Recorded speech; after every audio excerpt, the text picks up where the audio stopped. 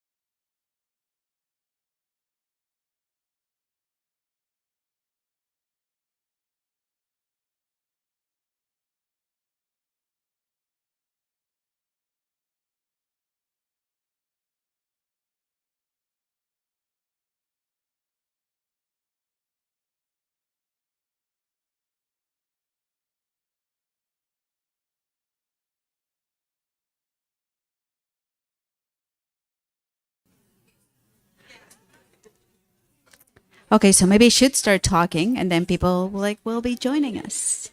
Um,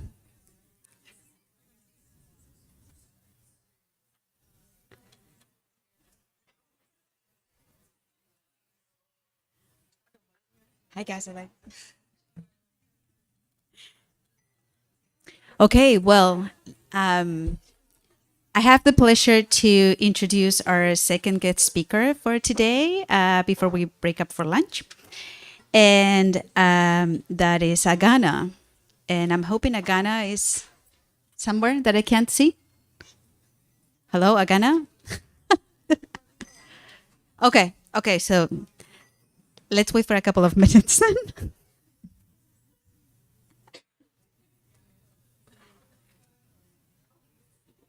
Yeah, of course. I know it's a not couch. I know.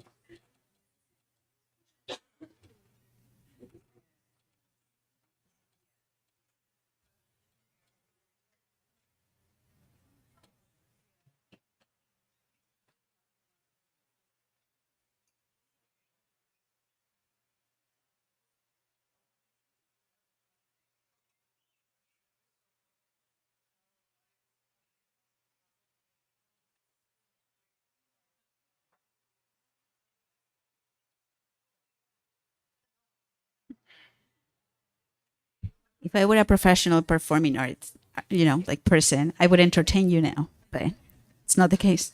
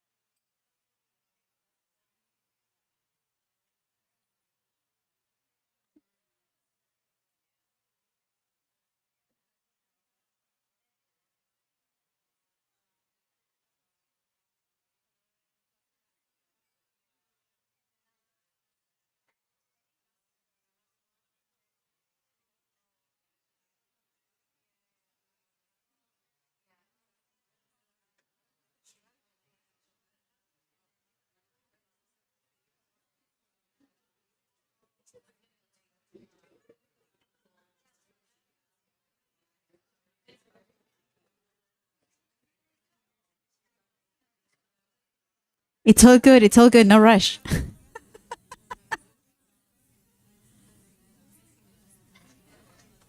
It's all good. We're in community here. They can wait. It's all good. Thank you. Thanks, Agana. Okay, so let me introduce Agana. Known to the world as AGANA, Vanessa Espinoza is an internationally acclaimed multidimensional contemporary artist converging traditional large-scale murals and contemporary street art. Rooted in her Latinx identity of Venezuelan descent, hailing from the San Francisco Bay Area, AGANA paints prolific imagery as calls to action, encompassing Black liberation, women's empowerment, environmental and racial justice issues, impactful and intentional to the specific locations they are placed in. AGANA's artistry adds color and light to what would be blight. From the juxtaposition of being a reality TV show star to fruitful community building engagement, Agana's murals have not only been a healing tool from violence in the hood, but have actually saved lives. Agana translates the mural process into a cultural work of layered storytelling, provoking visibility to otherwise marginalized experiences while stimulating transformative conceptualism for diverse audiences. Agana's dexterity gives vibrant life to any public surface by spraying gradients of bold and bursting gestures, forming iconic pictorial imagery. When the viewers of her work witness relatable reflections of self as painted stories into the walls and borders intended to divide and separate, the context is transformed by connecting and bringing people together. Agana's expertise reflects the Pan-American experience, premiering at the intersection of graffiti and fine art praxis, communicating common social threats via monumental vision. Agana will be speaking about trusting the process of art igniting our hearts, moving us towards action, belonging, collective mourning, celebration, and honoring life. So please, join me in welcoming Agana. Everybody, that was the long version. Wow. I have some cards I'm gonna pass out.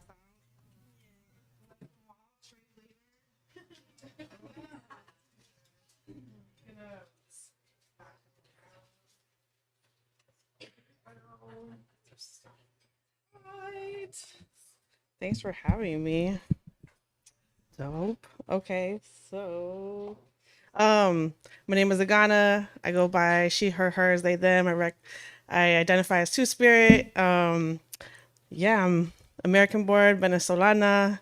Agana means like con ganas, your desire, your motivation, what gets you to do what you love to do in life.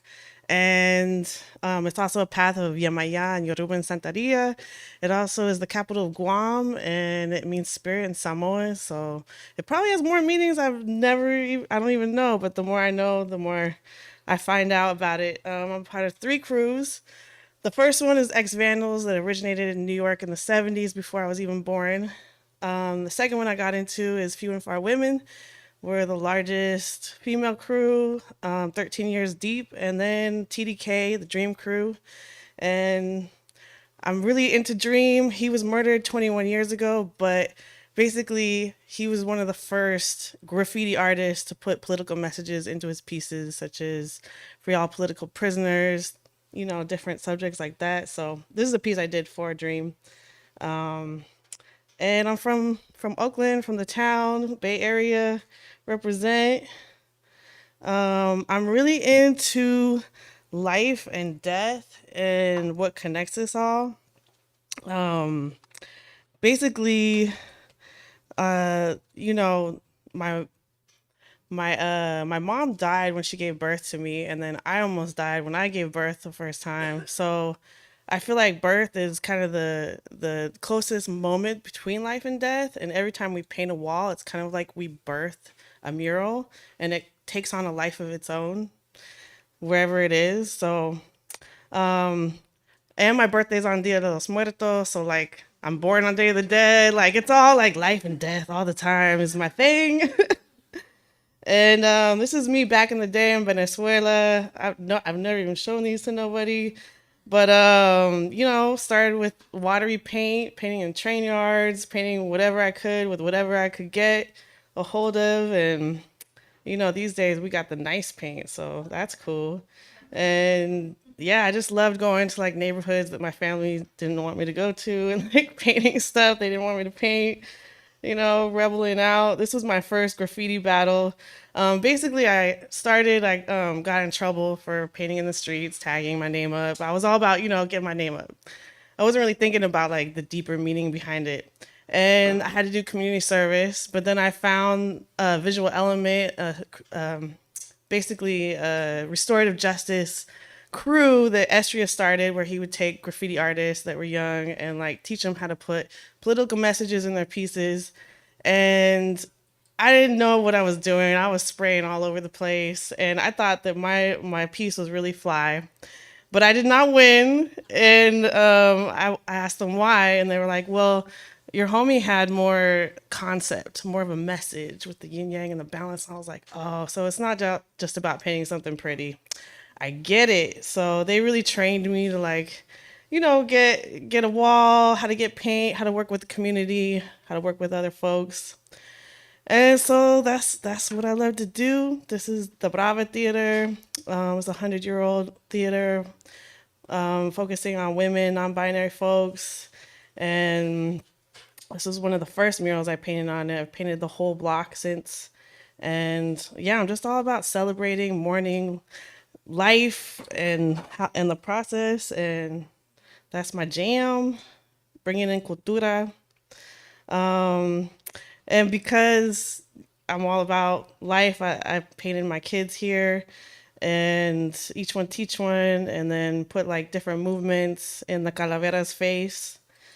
And yeah, my kids are my greatest masterpieces. So I had to, of course, connect my art with them. And here's another one I did with my daughter. And I just love taking them to see themselves on murals. Like, you know, mommy loves you even though she's painting somewhere. This is a piece I did in Senegal. I love traveling. Yeah, mamahood is definitely like and life is basically a theme in my art, and corn. I love painting corn. So I mostly just painted for fun back in the day. I didn't really take it seriously. It was just like, I love to draw and paint. My mom's an architect. I mean, my dad's an architect. My mom's an artist. So of course I love painting walls. And this was just a piece I did for fun. Townsend Alley in San Francisco. It gets painted all the time. Like every other weekend, there's new pieces. So I painted it a couple hours one day, and I was like, it's probably gone the next day. And then this girl by Maria Mendoza, she emailed me because this was like before social media and all that stuff. I think MySpace was around, but she emailed me. I don't know how she found me, but she told me that she was in a dark place in her life, that she took the bus to San Francisco and she walked down this alley with the intentions of taking her own life. And she said that she looked up and she saw the mural that I painted of this like powerful Chicana woman, and she said that she felt beautiful, that she felt empowered, and that she felt happy from seeing this piece that I didn't even know existed 10 years later. And I think about her every time I paint now because I never knew that something I would just do for fun could like really change somebody's thought process and how they feel about themselves. So I started to think more about, intention and really what I want to do with my art. So you can see kind of the evolution of some of my styles. So then I met Vogue and TDK, and he became my mentor almost 7 years ago. And my art has really transformed since then. He really teaches me how to like use photo reference but make it better than the photo and see deeper into shapes and lighting and colors. And so he's changed my world, and he's super dope. And so this was one of the first pieces I attempted to do photorealism. I couldn't find a photo without me in front of it, but um so basically, I painted it, and Vogue came and watched me paint, and he gave me pointers. He didn't paint anything. He was just like, "Oh, you should do this or try this technique." He was like, "I really just want to see how you paint." And I struggled, and I was nervous, but this is what came out. And every time somebody walked by, they were like, "Oh, you're painting Claudia." And I was like, "Who's Claudia?" Like, cool, right on for Claudia. And they were like, you didn't hear about what happened with Claudia?" And I was like, "No." And they were like, "You gotta look at the news." And so I looked up, like, who is Claudia Patricia Gomez Gonzalez. And I found out that she was somebody who got shot at the border in the head by the border patrol and in somebody's backyard crossing. She was from Guatemala and she was coming to the US. She had entered Tejas, Texas. And so somebody had recorded it on a cell phone. So there was footage of it. And of course this stuff happens all the time, but when somebody records it, it becomes like, more, it spreads more awareness. So I was like, I just painted this portrait for fun. I didn't even know it looked like somebody that everybody recognized. So I started to think about how art is way bigger than we realize. And also when I was painting it, somebody shot the mural. So there was like a bullet hole in the head of the mural. There's a lot of hate crimes that go on with cultural murals in the Bay. So I thought that was really weird. So I had to go back and repair it. And then the mom community from Guatemala reached out to me and they said, Yo, you painted this portrait of Claudia Patricia Gomez Gonzalez. They were like, Can you dedicate it to her? Can you put her name on it? So I like went back with a paint marker. I was like, For sure. And they wanted me to put say her name, Claudia Vive. And so I added it to them and they like, brought some sage and did a little like service for her there. But she was 20 years old and she was just coming here to like, get a better life. And so I felt like I had to dedicate the mural to her. It looked like her and I painted her right after or during it happening. So I was like, yo, this is crazy. And yeah, this is a picture of her. And it's just crazy how you could paint something for fun and then it becomes like a whole bigger movement than you realize. So then while I was painting that mural, it was like late at night, I was wrapping up, I was getting ready to cut out. This girl comes up to me and she's like, Yo, I really like your pieces. Like, you're really dope. I was like, right on. She was like, yeah, my name's Elvira. So good to meet you finally. And I was like, right on, cool. And she was like, no, it's me, Elvira. And I was like, oh, okay, cool. Elvira, right on. She was like, I'm free. And I was like, what do you mean you're free? She was like, remember that piece you did back in the day and you wrote Free Elvira? And I was like, oh, yeah. She was like, that was me. I was like, dang. Like, I just threw her name up and I didn't even know, like, basically, she was a youth Cuban undocumented activist for queer folks. And I heard that she got locked up and, like, I wanted to do something, but, sometimes you don't know what to do. So I'm like, let me just throw up her name on my piece. And she was like, yo, that really gave me hope when I was incarcerated because I just, I knew people were out there and they were supporting me. So it was really dope to have things come full circle and for her to connect with me. And man, you just never know. Like, I'm glad she found me too. So yeah, it's just weird how all these stories and walls connect. It's a trip, and how all these walls around us are meant to separate us. And when we put our life, our stories, our colors, everything we want on the wall, it brings us together. So that's what I'm all about. So this was another mural that had three hate crimes. It was at Galeria de la Raza, and basically an arson burned it down three times. And they were like, okay, we can't put it up again because they're gonna burn down the whole block. And they caught it on video. It was crazy. And so after it burned down the third time, they were like, we can't put it back up. Can you come paint it? So I came back, I took off all the burnt stuff, and I painted like a make the mundane sacred again piece. It's kind of what I was going towards. And yeah, so this was another mural I did back in the day for Mission Girls, and we also did a Sandy Quadra mural around the corner. And it says, once a mission girl, always a mission girl. It says, create your own beauty. And Mission Girls is just a dope spot for young girls in the mission. The mission is the Latino neighborhood of San Francisco. And it's just, it feels like home. All the colors, all the languages. It has the most murals per space, I think, in the whole world. It's like 700 murals in one little area. So that's where I really kind of blossomed a lot because I'm like this bridge between graffiti and murals, and a lot of times graffiti artists don't like mural artists and there's beef there.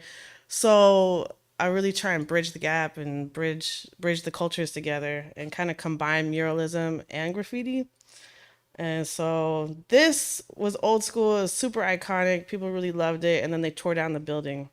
And it also had a mural of Sandy Quadra, who was another Salvadorian queer activist who brought in all the young folks that needed a place to stay, and she would feed them and just take care of them. And she was like a huge pillar for the mission. So they built a new building, and I put Sandy Quadra on it, and I put the mission girls on it, and I put different basically stories and photos of the old mural and the new mural and try to put it all together into something that made sense because Sandy Quadra, she's in the middle. She meant a lot to a lot of people. She basically started like the lowrider movement back in the day. She started Tiny Locas, which is like a DJ crew that played 45 oldies. And she started Frisco's Finest, and she was just like super fly. And so I knew this mural would mean so much to so many people. So I was like, I got to put a lot of intention into it. And it brought like, I don't know, probably 1,000 people to the mural unveiling. And I was not expecting for one mural I painted to affect so many folks in such a deep level. I mean, people were crying, laughing, dancing. It was really beautiful. Their family was really appreciative. And I just saw so many like real gangsters hugging and like it was just really beautiful. Um anyways, wanted to share that. I was a part of a mural series called the Superheroes Mural Project. It is 5 freeway underpasses in Oakland. And basically, we would go to the schools, find out what the superheroes that kids wanted to see were in murals, and we would paint them on the wall and then have like a day where the kids come paint, community project wise. And this guy, Antonio Ramos, he came to every mural and he just wanted to paint for free. He was like, I just want to help. I just want to be a part of this, right? We were like, okay, this guy's come to every mural. Like the last mural that we're gonna do under these freeways, like let's pay him, hire him, like make him a part of the project because he's so juiced. And he's a really dope artist. Unfortunately, while we were painting the mural, somebody walked by and they were like freshly released from being incarcerated, and there was like he started to paint the wall. Anyways, details. Basically, Antonio Ramos got shot and killed while we were painting the mural. And it was really, really hard to go back and paint and finish that mural, but we know that we had to because of him. And I mean, I don't have a picture of the whole mural, but we dedicated it to him. The whole mural became like a visual for him. His family came every day. We had security after that, but it was just like, every time I paint, I think about him, think about Maria, I think about all these people. They're kind of like guardian angels on my shoulders, like kind of steering me in the right direction. So, the Egyptian believed that if you keep saying somebody's name, that they never die. So as long as we keep talking about people, they're always going to be here. So that's why I do a lot of say their names and talk about, what's really going on in the world. So these are all folks that were killed by police violence. And then this is another wall that's bigger. Basically, there was 2 kids that were killed in this radius and a 5 block radius of this wall. And we basically painted birds that connected to the countries of where they were from, Guatemala, El Salvador. And it's a block long mural. I don't know if I have, oh, I guess I only have that photo, but yeah, so painting birds, it's beautiful, it's a bird, but it means something way deeper than just a pretty bird. So this was like my freedom moment. This is where I really tapped into like my PTSD, my mental health, and tried to paint something bigger than myself of how I really be feeling. This is Coatlicue. She's the goddess of basically like the she's the goddess of when a mother dies when giving birth. And what else she the goddess of? Basically she's the goddess of the moon and the suns, and she gave birth to the god of the sun. She's a big deal. She's intense. She's got like the skull, the hands, the heart, and painted this next to the Diego Rivera Pan American mural, Unity mural at the MoMA, and it's kind of like a call and response to that mural, which was really dope to paint next to because every day you saw something different and deeper. Super into Bruce Lee. I really love the cultural unity that Bruce Lee brings. He's an icon. He's like hip hop. He's so much. And this was the one of the first pieces that Shannon Lee commissioned me to do. And man, I mean, I dream about Bruce Lee. I'm kind of obsessed. And she liked it so much that she hit me up. Oh, I did like Como el Agua. I was trying to kind of connect like Chicanismo and the cultural unity there.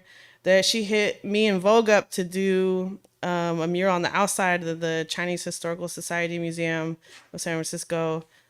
He's Chinese, so like he was so juiced about it. And since then, we took down the Warrior Max because now it's going to be a permanent mural. Before it was just kind of a billboard for the Warrior that came out. And man, it was just really really dope to see like all these kids who look up to Bruce Lee and like identify and have a hero, like a real hero. So yes, I love you, Bruce. Um, I was a part of a series called Water Rights. It was 10 murals all over the world looking at water issues. So, um, I love the environment. I love connecting where we're from, and these are just some of them.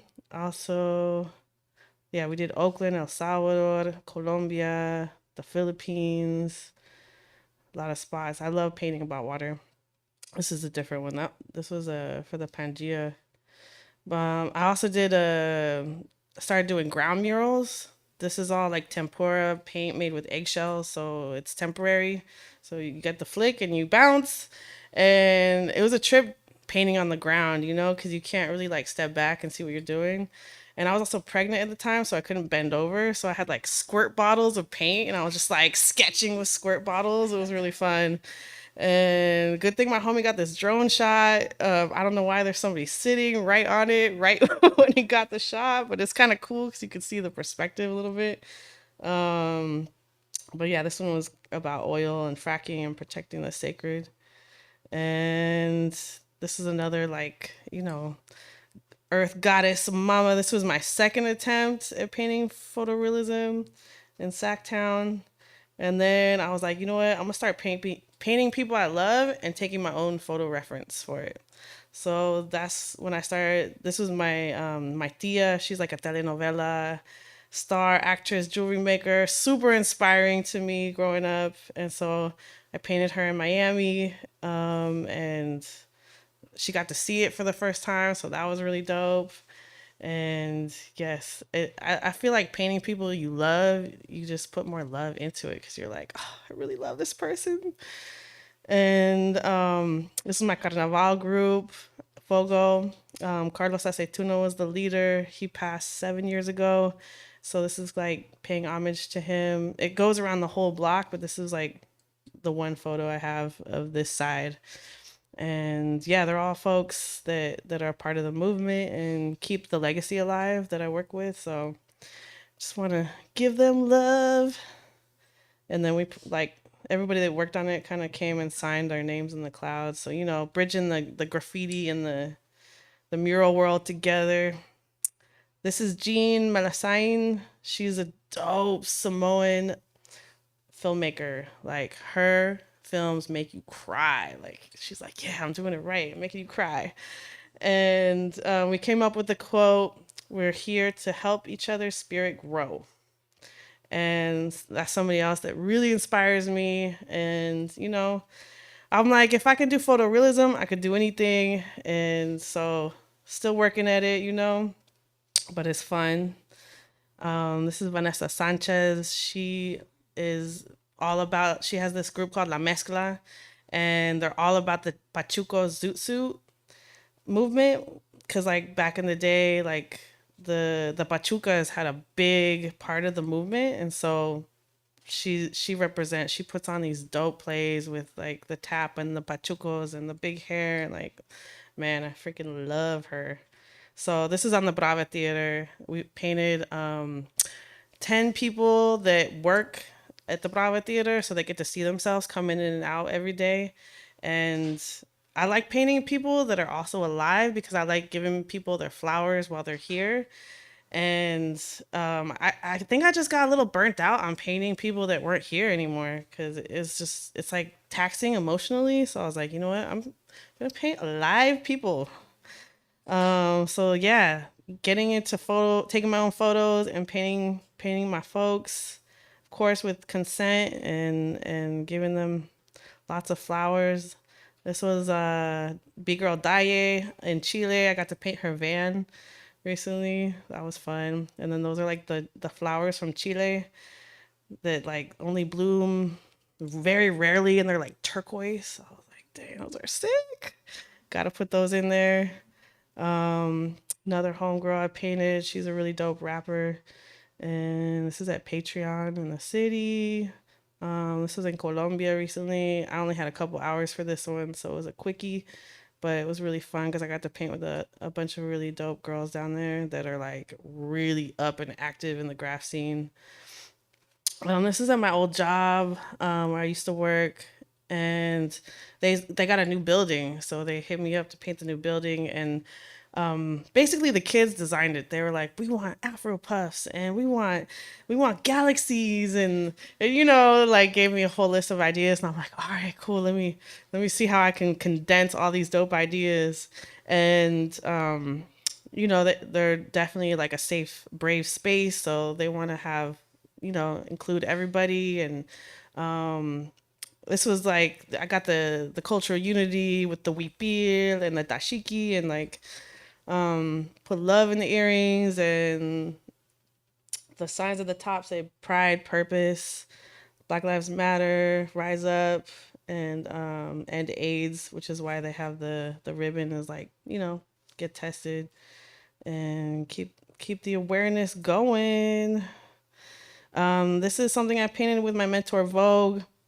He wanted to do something about all the hate crimes that were going on. Like I feel like in Cali there's a lot of tension between like Asian and black folks, and we wanted to do something about it. So he wanted to put Asian strong, and he was like, "You do a portrait, and I'll give you some pointers." And like he's always like, the nose is messed up, or like he really gives me the tough love, which is dope because I take it and I just try and get better every time I paint with him. And this was a project we did about Afghanistan, what was going on then. Um, Try and like speak about what's happening. Oh, I thought I had another one. Well, it's basically two eyes on each side of the building. Um, Welcome to the mission. This is a lowrider Vogue I painted recently. Um, I got to take the photo. That was really dope. And then mission is just like it's where I feel home. And this is my homegirl Rosa. I got to paint, and I took the photo, and she came and watched me paint, and yeah, just representing the mission, San Francisco. You guys are welcome anytime. Come through. This is La Doña. She is my favorite singer and homegirl and teacher. She teaches youth music, and she's kind of like our modern day Selena. Like her whole family is her orquesta. Like her dad plays the guitar, her sister sings. Like she got a deep family, and they're all musicians. So that's her band, and her music is super dope. She sings a lot about being queer. She's amazing, and she's so fine and fly and just a really good person. And my mentor was like, yo, I could tell you did your research with this. And I was like, why? He was like, people are stopping their cars in the middle of the street and coming out and yelling and screaming, Latonia! And like, she's just really loved by in the communities and doing like amazing work. And so, um, wanted to give her her flowers and put resilient on there. This is when I was painting for the Giants a lot. And this is mission housing is they basically create affordable housing for folks or free housing, and these are three generations of women that fought for the housing. So we got our youth, our elder, and kind of like middle age homegirl, and Sharon is just incredible. All these women are super dope and really fought for the housing and have free housing for folks. And this is actually in one of the housing complexes. So they get to enjoy it and see it. And there's like a park on the roof, and it's really, really beautiful to see folks be able to live comfortably, you know?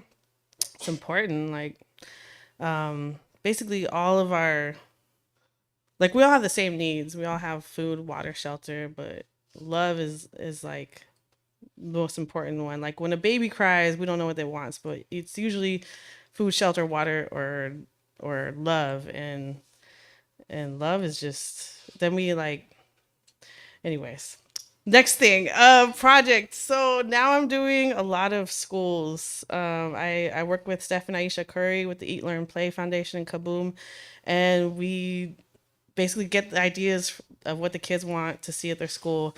I should have before photos because before photos are like, whoa. I mean, the slides are broken. Everything's just run down and just, wow. Kids should not be playing in those areas. So we get the ideas and we roll with it, and we create like nature spaces, and it's fun because I mean these kids could make a gangster cry. They're like so excited to have a space that's for them, and um, it's just it's like it feels really rewarding, even though it's it's it's not really like my ideas. It's the kids' ideas, and it's about making them happy. But it feels really good. This school was fun because they wanted 10 activists. It had to be the Warriors colors, so that's why it's those colors. They wanted 10 activists, and so the activists actually became a part of their curriculums at school. And we put mostly youth activists, which was really dope too. So the kids get to learn about the different activists and what they do. And we did like it was just really fun. And my daughter actually, my kids went to this school, so it was tight because I kind of felt like my art was like protecting them all day while they were at school. So that was dope. Yeah, we've done five schools, and then when I go back, I'm gonna do my six, and like just keep it going. I really love the transformation. It's kind of you create like this whole experience for these kids, which is really fun. And here's another recent one. Yep, super fun. This was a little controversial. A bunch of parents came and they were not feeling the rainbow. They were like, we don't want a rainbow at our school. What does that represent? And I was like, why is it a problem? Like, the kids asked for a rainbow. Like, let's give the kids what they want, you know? And they were just like, this is a flag. This is not a pride school. I was like, oh man, these parents are going to come and like with picket signs and stuff. Like, they were heated. And I had to really calm down and talk to them about, rainbows are a part of nature too. And this is what the kids want. Like, why are you going to deny them what they want? So that was fun. Few and far women. These are the founding members, and we organize big productions all over the world, and super fun. Um, Here's one of them. I was trying to find more, but I'm looking them up. So I think this was one we did. It was like 6 blocks, 70 women, hella murals, hella paint, lots of fun and giggling and good times. And this is at the Napa ruins. I don't think everyone's in the photo, but um, also epic. It's like an abandoned cement factory, and it's 300 acres, and it's just infinite art everywhere. And yeah, these are my sisters. It's definitely different painting with all women, you know? It's dope. I'm used to painting with all guys, so uh I love it. It's super fun. Um it's not easy, but you know, it's worth it. And yep, here's the founding members again. We're 13 years strong. Ba-ba-ba-bam. And yeah, yeah, I love letters. I love bars. I feel like letters are like, you know, the roots of graph and getting up. And yes, some randos. This is also at the Napa Ruins. I love this place. Like it's so magical. And the more we dig up different areas, the more like old walls we didn't know existed pop up. And basically, I love the Mexican proverb. They tried to bury us, but they didn't know we were seeds. So that's just basically what I want to put out today. Like, what seeds are you gonna plant? How is your art that you create now going to affect the future? How people feel, think about themselves in the world, and yeah, yeah, that's it. Here's my handles.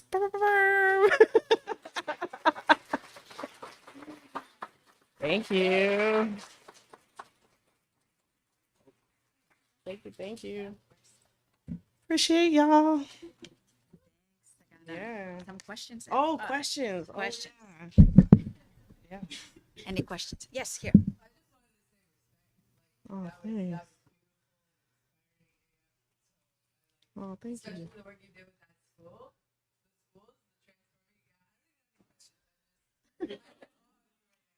All right on. Thank you. Much love. Appreciate y'all. Yeah, go ahead. I have a question. All of you seem to be really connected with the graffiti world, and I know a lot of mural artists are, and I'm just wondering how important is that connection between like having a history and having a knowledge of the graffiti world when you're doing large scale public murals? Can we repeat the question? Yes. So the question is basically the connection between graffiti and murals and the roots of kind of like I feel like there's a kind of a code with graffiti whereas like street artists or mural artists sometimes don't understand or know the different codes like you're not supposed to go over somebody without permission like there's a lot of roots and knowledge within graffiti that if you don't know about it and you're just painting in the street, it could get really tricky. And so having that knowledge is super helpful when it comes to navigating public spaces because, you know, public space is mostly advertisements. It's mostly like buy this. This is who you need to be. And so graffiti is very much like a reclaiming the space and like nah, we're not just consumers like we have our own identity, we have our own names. We don't care if you could read it or not. Like this is who we are and we're here. And it's very much a freedom of speech and I do notice a lot of like people coming up in the mural street art world and they have no knowledge of graffiti and there's just like a lot of rules and like different forms of respecting space that I feel like having some knowledge of graph is super crucial to navigating. Yeah. So like get with your graph homies and learn as much as you can.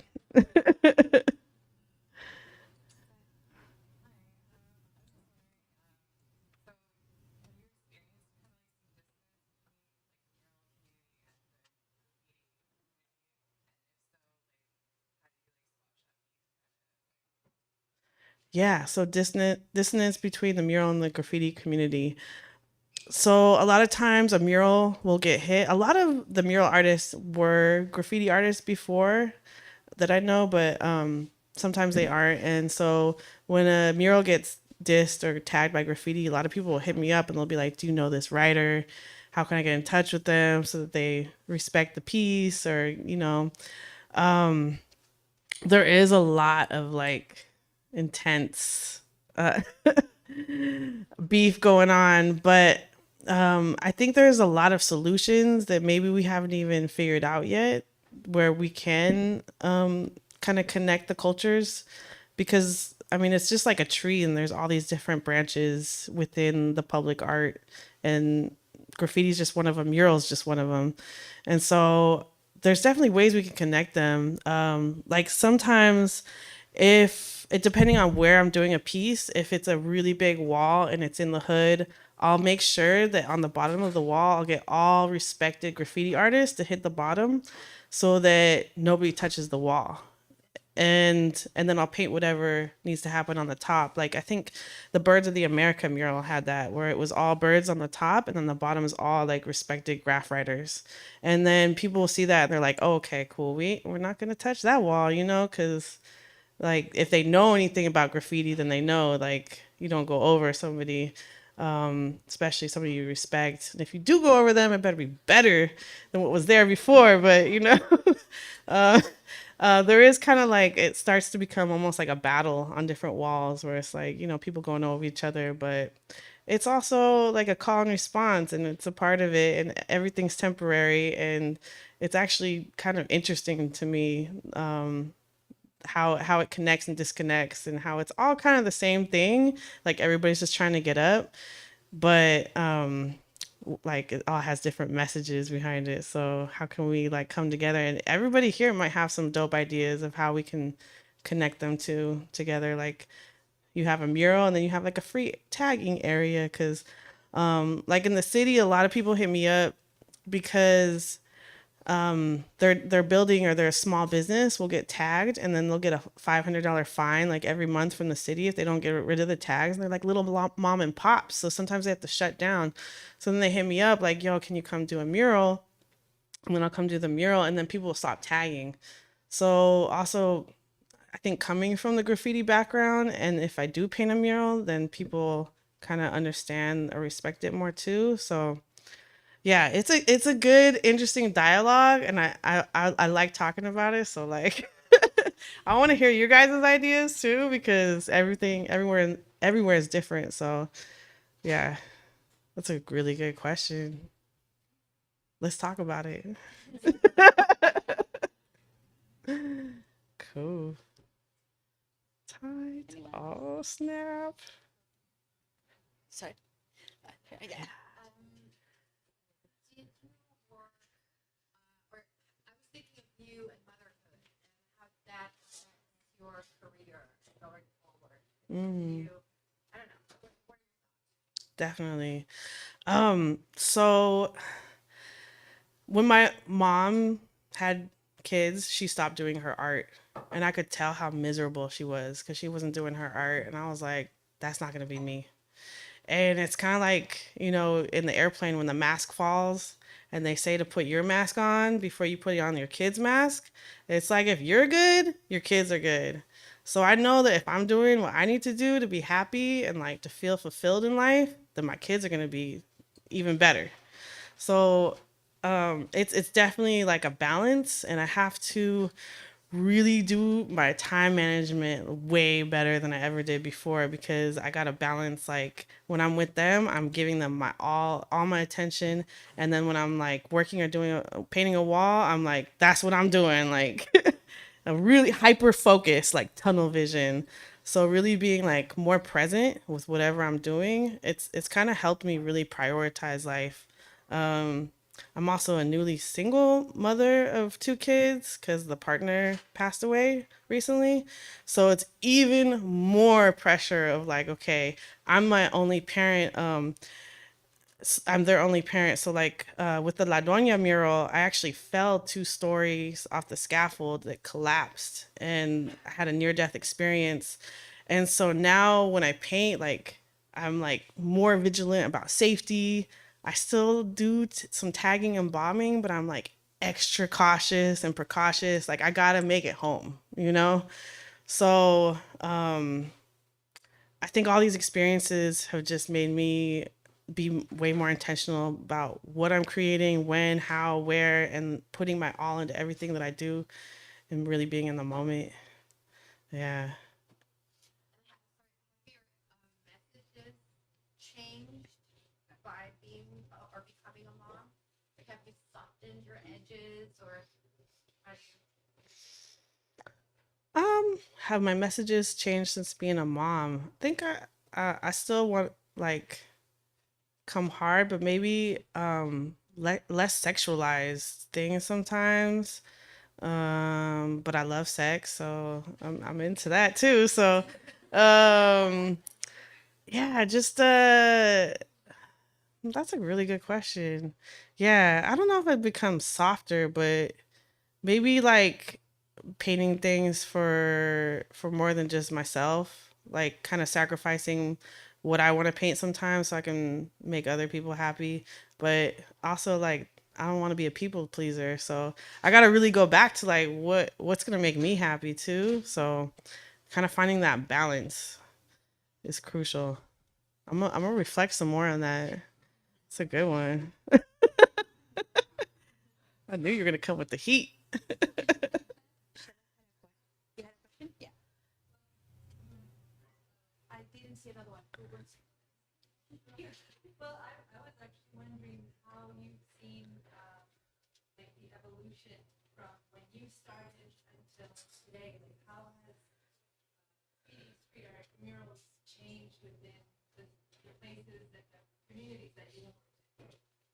Got you. How has graffiti and murals changed the communities since I've started? Wow. Well, um, I love seeing kind of graffiti out of control. It's definitely an evolution everywhere. I mean, such as like Miami. My uncle had an art studio in Wynwood in the Fashion District when I was a kid, and I remember it just being warehouses.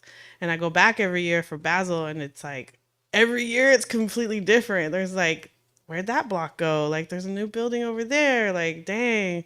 And so, really seeing like it's almost like a street art graffiti Disneyland, especially because like they charge at Wynwood Walls and all that stuff now. Like you're just like, dang, what is happening? Like, um, and I mean, it's cool in a way because it's like we're getting more light as artists and more attention.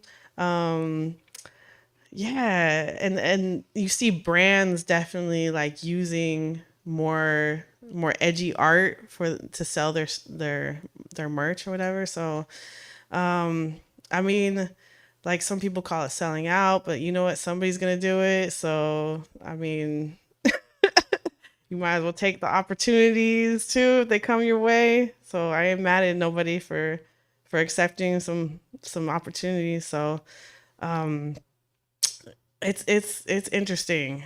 I'm really interested to see how it's gonna keep evolving, like what is gonna happen in the future because it already has evolved so much, and I mean, it's kind of like hip hop culture is becoming more and more commercialized, and people are like, "What's underground?" Like, I don't even know what that is. So, it's becoming like more mainstream, more accepted by mainstream culture. But it definitely still has the roots of like we are here and this is who we are. So yeah, man, y'all got some good questions. These are good There was one conversations. more here. Okay, cool.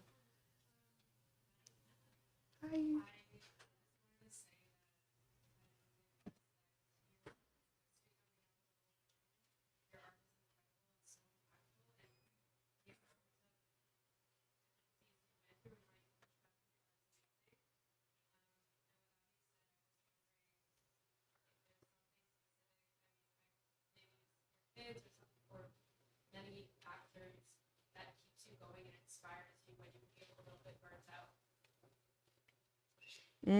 What keeps inspiring me to keep going when I feel burnt out? Man, the ancestors, all the people that can't be here right now. Every breath that we take is like a gift. Like, and really being in the moment because, like, the past is the past, the future is the future, but like, all we really have is this right here, right now. So, really, like, just being there all the time. And of course, like, all the folks that have passed, and just thinking about like my kids and just like all the past, present, future coming together. My own immortality because I've lost so many folks. Like it really makes me think about like, okay, my time here is precious and it's short, and like, what am I gonna do while I'm here? Like, I gotta make it the dopest possible, be the best person I can be right now, you know. So I think that's what helps motivate me to like keep pushing and keep getting out in there and painting because I've seen so much crazy shit painting. Like you go to a wall, you have your back to the street, you have tunnel vision to whatever you're painting, and you're not really like focusing on what's going on behind you. Like I don't paint with headphones on because I'm like super listening to everything, trying to be super vigilant and aware of my surroundings at all times. So yeah, really being in the moment constantly. We're gonna take one more question, and then Monica, and then we'll wrap it up. Yeah. Hi.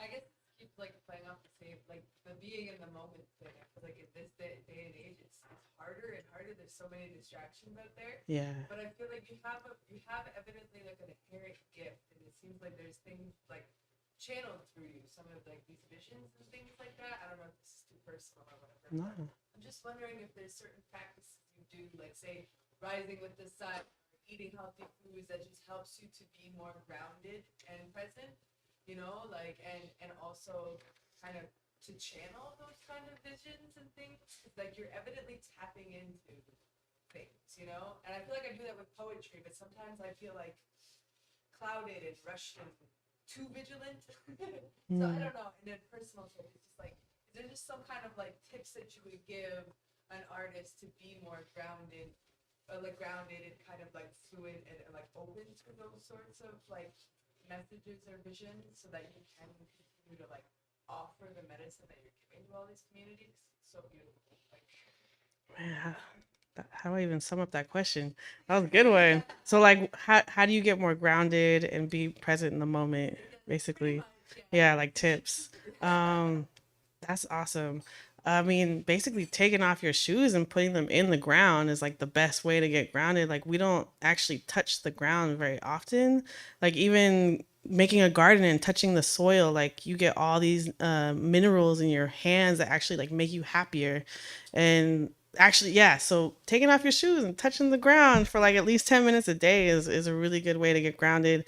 I do a lot of visualizing.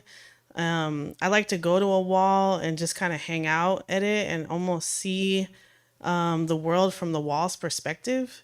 So, like, what is happening every day? Who are the people that walk by every day? And how can I really create something that is going to reflect them? Like, I don't like to just go to a place and just paint whatever I feel like. I like to go to a place and paint something that the people are going to connect to.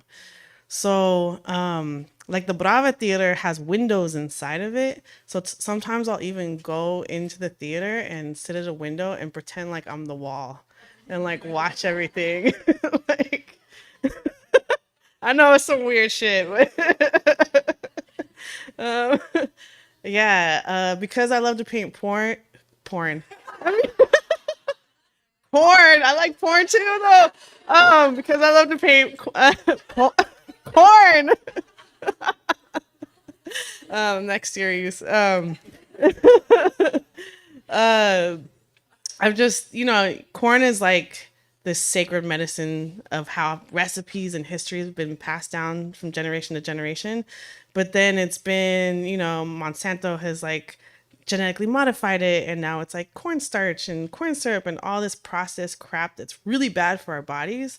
So it's like something that was so sacred has become something that's so mundane. So I really try and like not eat a lot of processed food, being like really aware of what I put into my body, and really thinking of like food as medicine and food as like a way to pass down traditions and stories.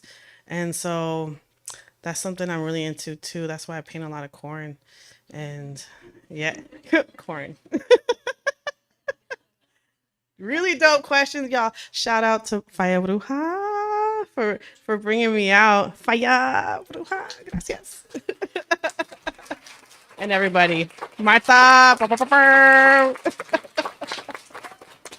Thank you so much. Yeah, thank you. No questions. Dang. Thank you so much, Agana.